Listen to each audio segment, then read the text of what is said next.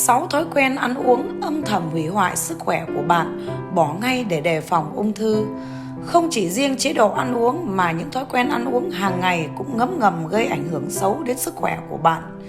Những thói quen nhỏ trong và sau bữa ăn tưởng chừng như vô hại nhưng lại ảnh hưởng đến sức khỏe. Nếu cứ duy trì 6 thói quen sau đây, chúng ta có thể sẽ đối mặt với nhiều căn bệnh nguy hiểm, nghiêm trọng, nhất là ung thư. 1. Ăn khi còn nóng.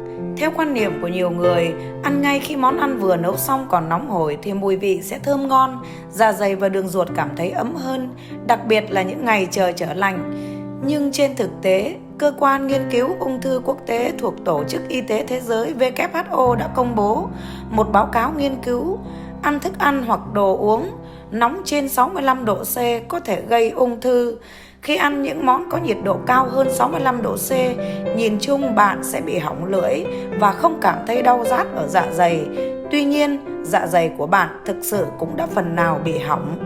Và nếu thường xuyên ăn thức ăn có nhiệt độ quá cao thì bạn có nguy cơ mắc ung thư thực quản hoặc ung thư dạ dày. 2. Gắp thức ăn cho nhau. Người Việt thường có thói quen gắp đồ ăn ngon cho nhau để bày tỏ lòng hiếu khách. Thế nhưng, đây lại là nguyên nhân khiến vi khuẩn HB lây lan từ người này sang người khác. Loại vi khuẩn HB này có thể làm tăng nguy cơ mắc bệnh như viêm dạ dày, loét dạ dày tá tràng và ung thư dạ dày.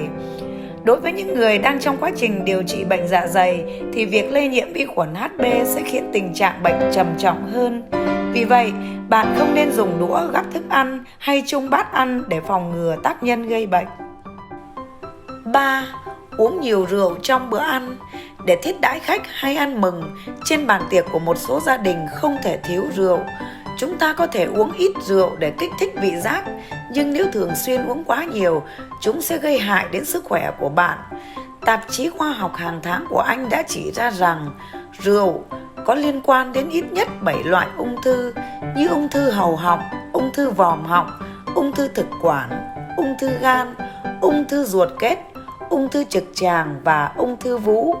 Các chuyên gia cũng khuyến cáo các bạn nên uống vừa phải, tránh trường hợp lạm dụng quá nhiều rượu, ảnh hưởng xấu đến sức khỏe. 4. Không ăn tinh bột. Nhiều người quen với việc ăn rau trước, sau đó mới đến thịt cá, cuối cùng là cơm. Đặc biệt là đối với những người muốn giảm cân, lượng tinh bột bị cắt giảm mạnh hoặc có khi bỏ hẳn. Việc làm này gây ảnh hưởng đến sức khỏe vì khi bạn loại bỏ tinh bột ra khỏi chế độ ăn uống của mình, bạn có nguy cơ thiếu hụt chất dinh dưỡng nếu không thay thế chúng bằng các nguồn lương thực khác. Ngoài ra, chế độ ăn thiếu tinh bột sẽ dễ gây ra bệnh tim, đồng thời trí nhớ và khả năng nhận thức cũng bị suy giảm ở một mức độ nhất định. Do đó, bạn cần có một chế độ ăn uống vừa, hợp lý, đủ chất mà trong đó có lượng tinh bột có thể giảm bớt so với bình thường để giảm cân hiệu quả. 5. Hút thuốc sau bữa ăn. Hút thuốc lá sau khi ăn khiến con người luôn trong trạng thái hưng phấn, mặc chúng ta cảm thấy thoải mái hơn, nhưng thực ra hút thuốc vào thời điểm này lại vô cùng có hại. Khi một điếu thuốc sau bữa ăn tương đương với tác hại của việc hút 10 điếu thuốc. Đấy là bởi vì cơ thể đang đẩy mạnh quá trình tiêu hóa và hấp thụ thức ăn. Nó cũng tăng cường khả năng hấp thụ các chất độc hại trong thuốc lá. Bên cạnh đó, thói quen hút thuốc lá thường xuyên còn là nguyên nhân hàng đầu gây ung thư. Bạn cần từ bỏ dần thuốc lá ngay từ bây giờ. 6. Ăn trái cây ngay sau bữa ăn. Nếu bạn ăn trái cây ngay sau khi ăn sẽ làm tăng gánh nặng cho dạ dày vì chúng chứa chất xơ, đường nho, carbon hydrate. Nó có thể gây ra những triệu chứng khó chịu như khó tiêu, đau bụng và tiêu chảy. Vì vậy, chúng ta nên ăn trái cây sau bữa ăn tốt nhất là khoảng từ 1 đến 2 tiếng để dạ dày kịp thời tiêu hóa, từ đó cơ thể mới hấp thụ hết dinh dưỡng. Video của mình đến đây xin được khép lại. Cảm ơn tất cả các bạn đã xem và lắng nghe.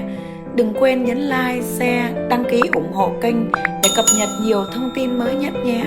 Còn bây giờ thì xin chào và hẹn gặp lại các bạn trong các video tiếp theo.